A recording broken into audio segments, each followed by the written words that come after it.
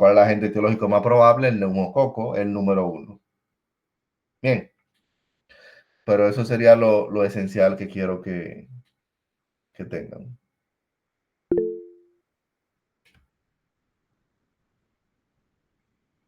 Devin, dímelo. Para confirmar, usted había mencionado otitis media, sinusitis bacteriana y meningitis. Sí, meningitis bacteriana y neumonía también, recuerda, son 4. Ok, Sí, sí, gracias. neumonía. Todo eso bueno, la otitis media en cualquier edad, la meningitis es del adulto, la neumonía es más del adulto también. ¿Cuál más yo dije? Bueno, y la sinusitis en cualquier edad también. Pero por lo menos pone el apellido de adulto en neumonía y en meningitis, porque dependiendo de la edad puede que sea otro agente etiológico. Bien. Entonces, vamos a hablar de manera muy breve el diferencial de la neumonía. Ya sabemos que la neumonía primero es neumococo, ¿verdad? En el adulto, como agente bacteriano. Fíjense que realmente cuando hablamos de neumonía, la neumonía puede ser por varios agentes etiológicos. No es que la principal causa de neumonía ni siquiera son las bacterias.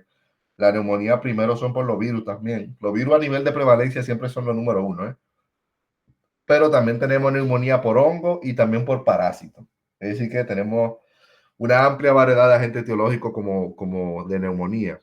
Y por eso, cuando vemos un paciente, de inicio, yo no puedo saber si esa neumonía es un virus, una bacteria, sino que habría que hacer un muy buen historial clínico para orientar tu sospecha. Bien, entonces, esos serían los distintos síndromes en los cuales se puede presentar una neumonía. Puede ser una neumonía adquirida en la comunidad, dígase fuera del hospital, dígase en la calle, dígase en tu casa. Pero una neumonía adquirida en la comunidad. Y ese nombre es muy típico. Le dicen NAC, incluso lo abrevian, NAC. Entonces, ya ustedes saben que si le dicen un paciente, es muy importante categorizar cuál síndrome tiene el paciente cuando yo lo veo, porque el agente etiológico más probable en esta no es el mismo que en esta, ni en las otras. Bien, entonces siempre hay que saber en qué categoría entra el paciente que estoy evaluando. Entonces, neumonía adquirida en la comunidad, que es la de la calle, probablemente es la neumonía donde el más probable es una bacteria. Ahí está el neumococo. Bien, igual también está la neumonía atípica, que la neumonía atípica puede ser adquirida en la comunidad, porque neumonía atípica generalmente orienta a agentes ya más virales. Bien, neumonía asociada a cuidado de salud, ahí entra mucho las pseudomonas y también el estafilococo aureus. Por aspiración entran todas las bacterias que viven en nuestra boca, pueden uno al final llevarla al pulmón. Y en el inmunocomprometido, que es el área que más me gusta a mí, eh, ahí puede ser lo que le dé la gana, puede ser lo que sea. Esa es la neumonía más compleja porque si tú no tienes buena defensa, tú te puedes infectar de lo que sea. Igual, lo más común probablemente van a seguir siendo los otros, es decir, puede ser un virus, una bacteria, pero el hecho de que sea inmunocomprometido amplía más las posibilidades y tú puedes empezar a lo mejor con un hongo o un parásito. Entonces, una neumonía adquirida en la comunidad, que generalmente vamos a decirle que esto es más de neumonía típica. Bien, vamos a decir que una neumonía típica, para diferenciarlo de la otra, que es la atípica. Bien, una neumonía típica sería una neumonía que tiene los síntomas más típicos que puede orientarle a ustedes de una neumonía. Es decir, la clínica es muy obvia de que es una neumonía, es lo que quiero decirle. Es decir, que el paciente va a tener todo el cuadro bien desglosado de una neumonía. Y ahí lo ven en la diapositiva, que puede tener lo de la tos, lo que comentábamos ahorita. La tos, el catarro con cambio de coloración y va a tener también fiebre. Bien, ahí ven otros síntomas menos frecuentes, pero bueno, también va a depender de la edad del paciente, porque un anciano no tiene la misma inmunidad tuya y puede que el anciano ni siquiera haga fiebre. Entonces, esos son los agentes etiológicos más comunes de la neumonía típica. Bien, que es la neumonía bacteriana. El neumococo siendo el número uno, Haemophilus influenzae. El aureus tiene ahí un asterisco porque el aureus se asocia mucho a un proceso viral previo. Es decir, que si te da gripe, puede que después de esa gripe te dé un aureus y tú tengas las dos cosas al mismo tiempo. Bueno, también se habla de algunas de bacilo gran negativo, como la Klebsiella. Y bueno, también tenemos lo de la Moraxella catarrhalis, que también suele estar presente en pacientes que tienen problemas ya estructurales a nivel del pulmón. En el examen físico, una neumonía, lo que tuve que escuchar es crepitante. Lo crepitante se supone, siempre lo describen como una hoja, agarrar una hoja y moverla. Ese sonido es el que suelen describir como decrepitante. A mí la verdad no me parece de una hoja. Yo no sé ni describirlo, siendo sincero. Pero cuando ustedes roten en los hospitales y llegan a rotar conmigo, yo me encargo de que escuchen algunos crepitantes. Los crepitantes pueden ser húmedos o secos y generalmente el húmedo orienta más a un problema cardíaco. Bien, en este caso sería más probablemente uno crepitante más seco, principalmente si el paciente tiene ya alguna patología estructural en el pulmón. Bueno, de lo blanco ya comentaba. En este caso estamos hablando de una neumonía típica, una neumonía muy florida, una neumonía donde las bacterias son las principales, entonces los glóbulos blancos van a estar elevados y va a ser espesa de neutrófilos. Lo mismo que hablamos ahora mismo del neumococo. Bien, fíjense en algunas asociaciones importantes que se plantea, es parte de lo que yo justamente comentaba. Primero, que te puede dar un virus como neumonía y que esos pacientes que hacen una neumonía viral pueden coinfectarse por una bacteria. Bien, y aquí plantea que por lo menos la mitad de los pacientes que hacen una neumonía viral cogen también una bacteriana. Y un ejemplo de eso es el por qué a los pacientes con COVID se les da antibiótico. Bueno, lo dije mal. No a todos los pacientes con COVID se les debe de dar antibiótico, ¿eh? Pero si tú haces una neumonía por COVID y yo te hago un buen examen físico, y veo las imágenes, se supone que por el patrón radiográfico y por la clínica que tú presentas, yo debo de saber si esa neumonía es solamente por COVID o el COVID hizo que también tú cojas una infección bacteriana. Bien, entonces en esos casos hay que dar tratamiento antiviral y también bacteriano. Luego ven ahí las otras posibles asociaciones y también lo de la pseudomonas que decía que, bueno, es más de ambiente hospitalario. Saliendo de esa neumonía, que yo me gusta decirle típica a esa neumonía, una neumonía típica, una neumonía que es con la clínica muy típica y que son las bacterias las que la causan. Luego tenemos la neumonía atípica. Y esta neumonía es atípica porque los síntomas que se ocasionan ya son pocos frecuentes asociados a una neumonía. Bien, es decir, el paciente incluso puede que ni siquiera tenga síntomas respiratorios y tiene una neumonía, ¿eh? Entonces, fíjense ahí lo que plantea, que, bueno, habla de que es más común en niños, adolescentes, adultos jóvenes, es la más común de todas, yo diría, la neumonía atípica. Y el paciente puede tener síntomas, pues, muy generales, puede tener dolor de garganta, dolor de oído, ronquera, como ven ahí, fiebre, que es inespecífico, dolor de pecho, cefalea, tos, no está ahí en la diapositiva, pero también a mí me gusta asociar también la diarrea. La diarrea también es mucho más común como una neumonía atípica. Bien, y es muy frecuente eso. Mucha gente cuando ve un paciente con una neumonía atípica y ve que tiene diarrea, de una vez quieren hacer ecoprológico y mire el estudio. Digo, no, el mismo virus que cogió el paciente le da diarrea. El COVID da diarrea. El COVID es un virus y da diarrea.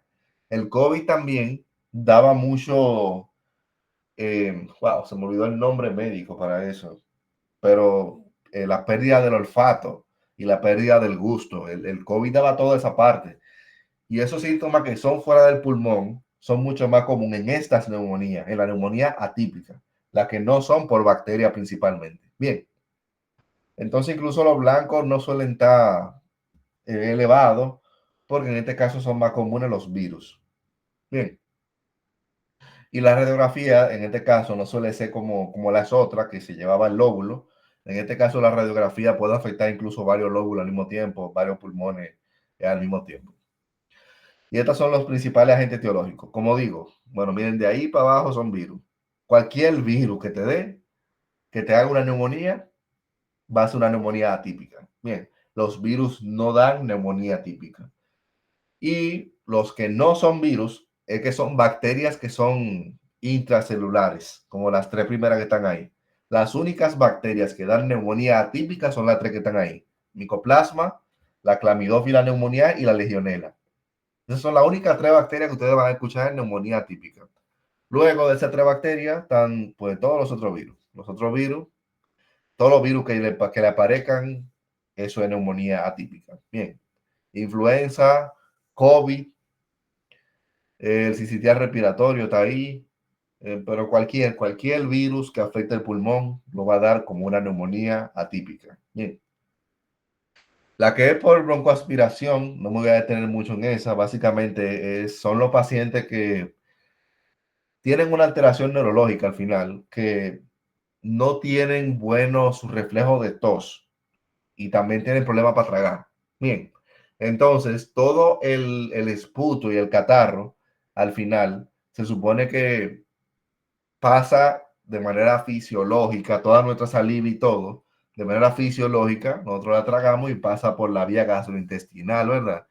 Pero en el paciente que no tiene reflejo de tos y que no tiene buen reflejo de deglución, todo lo que pase por la boca puede pasar al pulmón.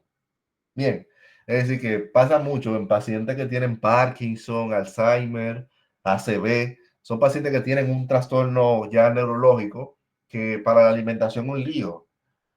Ellos tosen a veces, pero cuando tosen es porque ya la comida llegó al pulmón. Bien, entonces en este caso estamos hablando de neumonía por aspiración, ya porque el paciente tiene un problema neurológico y problemas en sus reflejos fisiológicos. Entonces, esa neumonía puede ser primero una neumonitis química, es decir, no ser una neumonía como infección por un agente etiológico, bien, sino que puede ser irritación por el químico que aspiró el paciente. Eso es lo principal. Por eso, nosotros en infectología quizás somos muy picky cuando tenemos un paciente con una neumonía por aspiración, porque en primera instancia es más probable tener una neumonía química, y si es química, no hay que dar antibióticos, porque no es una bacteria. Bien, pero resulta que una neumonitis química puede progresar, algunas pueden progresar y entonces hacer una neumonía ya por aspiración infecciosa bacteriana por las bacterias que viven en la boca de nosotros. Bien, entonces la clínica sería de cualquier neumonía, no hay que detenerse ahí.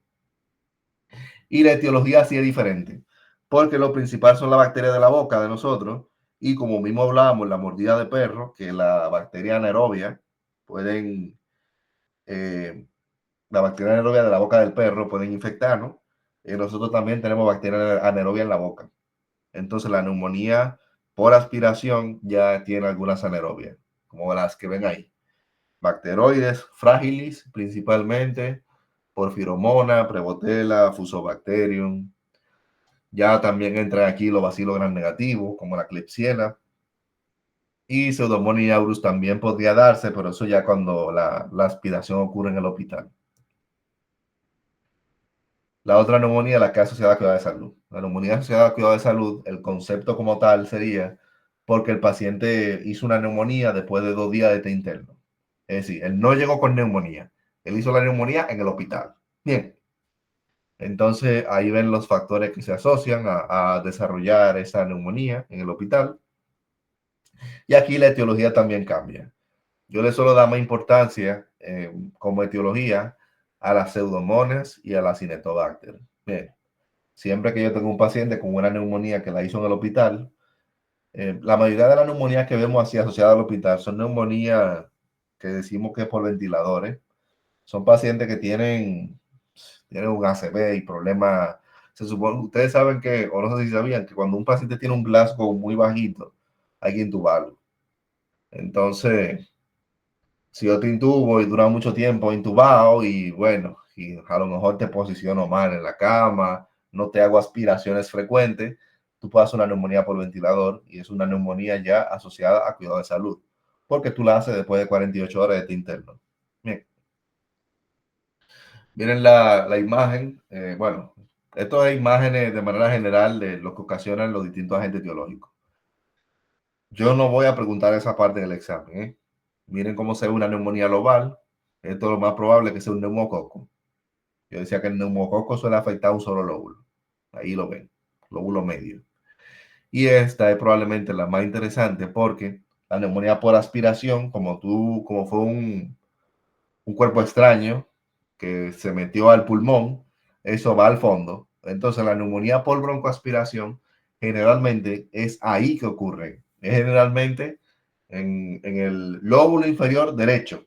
Por el ángulo de la carina es mucho más probable que un cuerpo extraño pase para el lado derecho. Bien, entonces ahí lo ven. Lóbulo inferior derecho sería la principal afección que puede dar una neumonía por aspiración.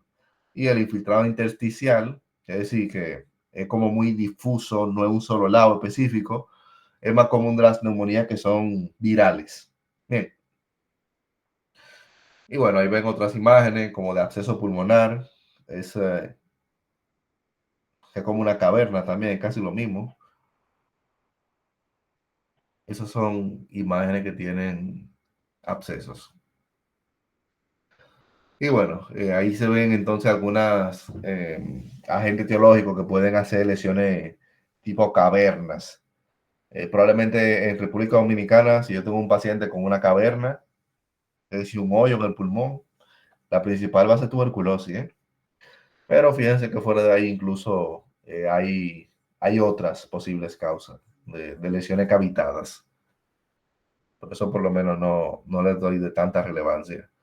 Luego en otros conceptos veo que Elianel le pone que hay una escala, se suele preguntar mucho en los hospitales esa escala, yo no estoy de acuerdo con que se pregunte, pues una botella, que es la del CUR 65. El CUR 65 se supone que es para saber si el paciente hay que ingresarlo o no. Bien, a mí me gusta considerar que el CUR 65, déjame ver, creo que está aquí, mira aquí. El CUR 65 es para saber si el paciente ingresa o no. A mí no me gusta poner el CUR 65 como el de ingreso a UCI. Bien, porque el hecho de que el paciente ingrese o no a UCI debe de ser por criterio clínico. No hay ningún score para eso.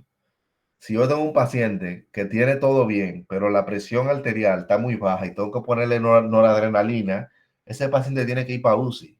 Bien, entonces el CUR 65, que como ven ahí, es eso lo que valora, si está con confusión, uremia, frecuencia respiratoria, la presión y la edad. Eh, Esos factores, depende del score que da, si da más de uno, hay que ingresar al paciente. Si es a UCI o no, yo prefiero que lo decida el médico que lo esté evaluando. Eso ya es muy subjetivo.